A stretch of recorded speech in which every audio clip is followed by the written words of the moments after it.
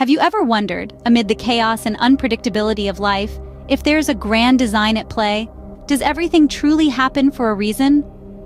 These questions, while profound, are not new. They have been asked and contemplated for millennia. The Bible, a cornerstone of Christian faith, offers a perspective on this, a perspective that we will explore today. It provides us with numerous lessons and verses that tie into the concept that everything happens for a reason. In the book of Jeremiah, chapter 29, verse 11, it is written, "For I know the plans I have for you, declares the Lord, plans for welfare and not for evil, to give you a future and a hope." This verse implies that there is a divine plan for each of us, a plan designed for our welfare, implying that everything that happens is part of this grand plan. Consider the story of Joseph, a tale of trials, tribulations, and ultimate triumph. Sold into slavery by his own brothers, falsely accused and imprisoned, Joseph could have questioned the fairness of life.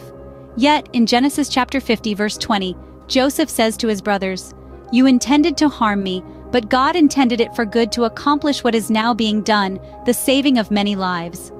Joseph's story illustrates that even in our darkest moments, there could be a purpose, a reason that we may not immediately understand. Reflect upon the life of Job, a man who lost everything he held dear, yet never lost his faith. In Job chapter 2, verse 10, he says, "Shall we accept good from God and not trouble?" This verse speaks to the acceptance of both the good and the bad in life as part of God's plan, reinforcing the concept that everything happens for a reason.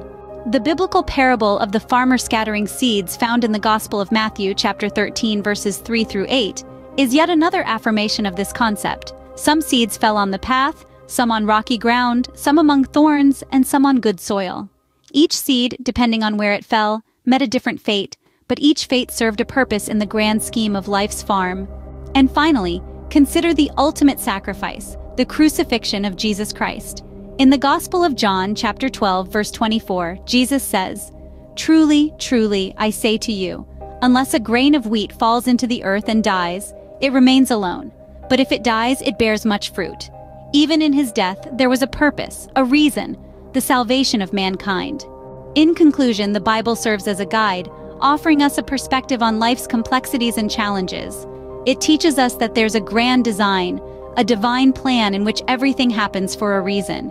From the story of Joseph to the parable of the seeds, from the trials of Job to the sacrifice of Jesus, we see the recurring theme of purpose and reason.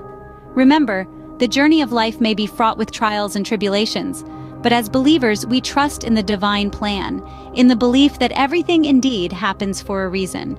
It's a perspective that not only provides comfort, but also gives us strength to face whatever life throws our way.